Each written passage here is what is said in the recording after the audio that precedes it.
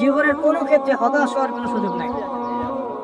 আজকে পারিবারিক ভাঙন বলেন, ব্যক্তির পর্যায়ে আত্মিক ধ্বংসই বলেন, সমাজের বিপর্যয় বলেন, যাই বলেন, পিছনে একটা বড় কারণ আছে।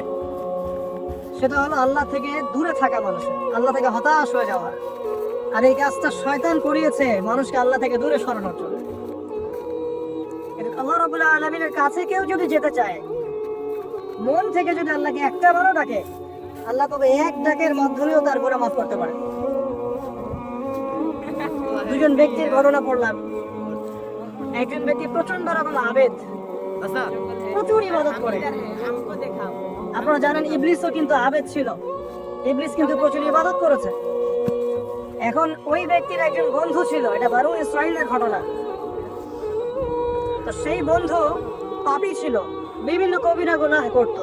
আর এই আবেদ ব্যক্তি বারবার তাকে নসিহত করতো, গুনাহ ছেড়ে দাও, তুমি পাপ করছো, গুনাহ ছেড়ে দাও।